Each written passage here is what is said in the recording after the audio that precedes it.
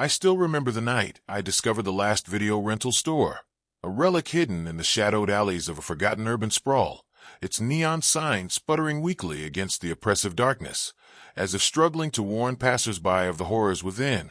I had been wandering aimlessly after a long, soul-crushing day,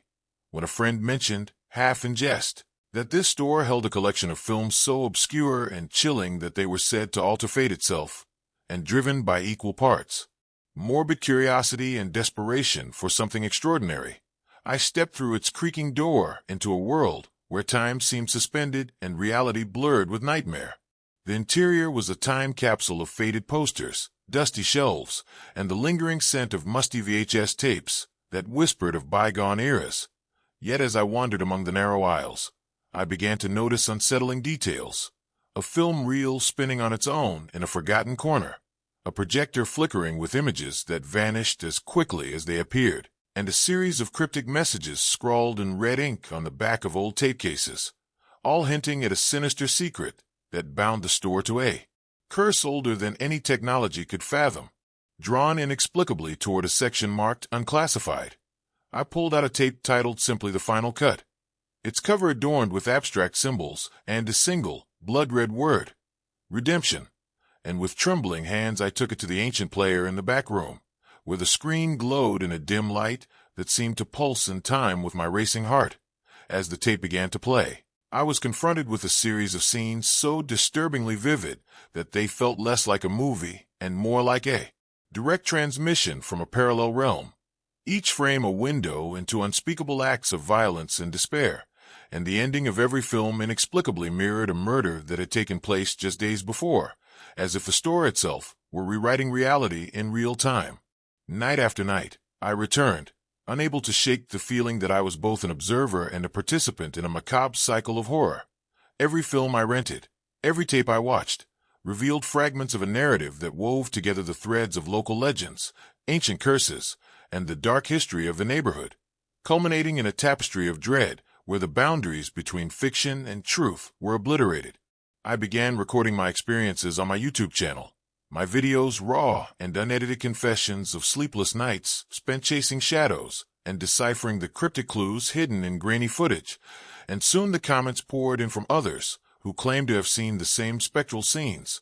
ghostly figures in alleyways, sudden glimpses of unexplainable violence captured on old camcorder footage, and whispered rumors of victims whose lives were inexplicably tied to the films. With each visit, the store grew more alive. The aisles seemed to rearrange themselves in the dead of night, and the sound of an old film projector echoed like a heartbeat through the empty corridors, its rhythmic clack a morbid metronome marking the passage of cursed time. One fateful evening, as a torrential rain battered the city and the store's flickering lights barely held back the darkness, I sat alone in the back room with a tape that I had never seen before, a tape labeled The Final Act, and as I pressed play, the screen filled with a montage of images so horrifyingly real that my breath caught in my throat. Scenes of familiar streets, of my own neighborhood reimagined as a battleground of despair, and at the climax, an image of my own face, distorted by terror, staring directly back at me, as if the film had reached out to claim me as its next victim. In that moment, a deep, disembodied voice resonated from the speakers, its tone both accusatory and mournful. "Your story is now part of ours," it intoned, and as the tape flickered and died, I felt a cold, unyielding presence settle over me,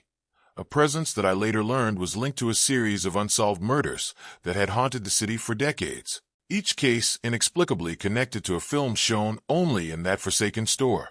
Desperate for answers, and driven by a growing terror that my life was being manipulated like the plot of a cursed movie, I delved deeper into the store's history, uncovering old police reports, forgotten news clippings, and the anguished testimonies of former employees who spoke in hushed tones of a dark pact made with forces beyond comprehension,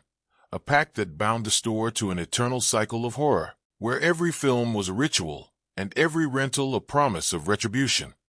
As I pieced together the fragments of this grim narrative, I began to see the unmistakable pattern.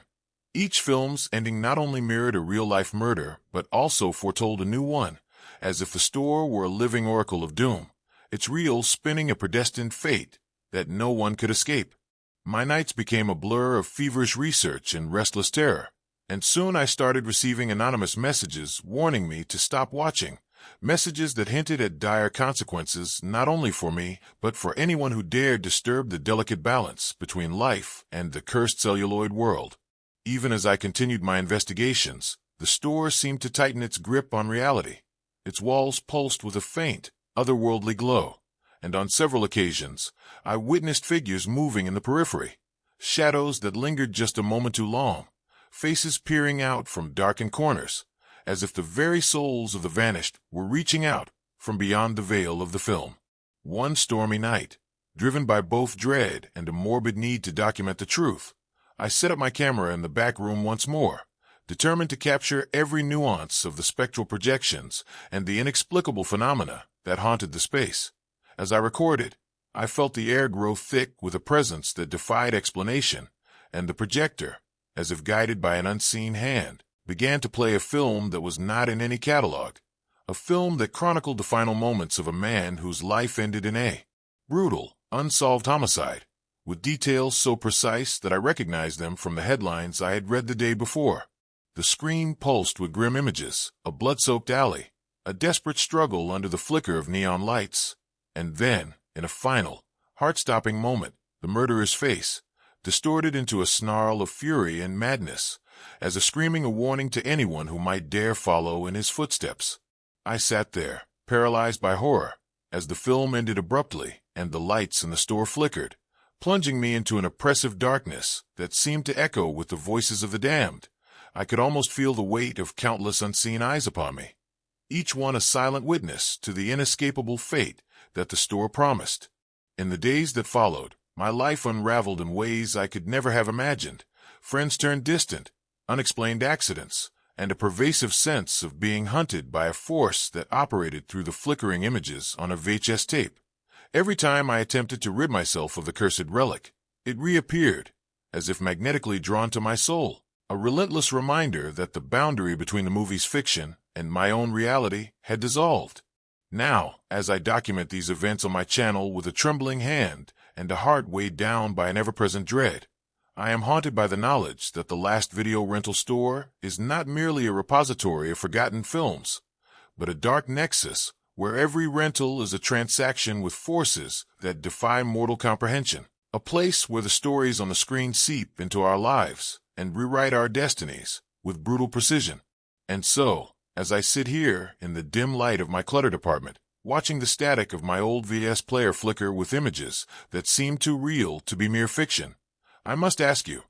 have you ever felt the pull of a tale so dark and foreboding that it transcended the bounds of entertainment, forcing you to confront the possibility that the horror you see on screen might one day become your own inescapable reality?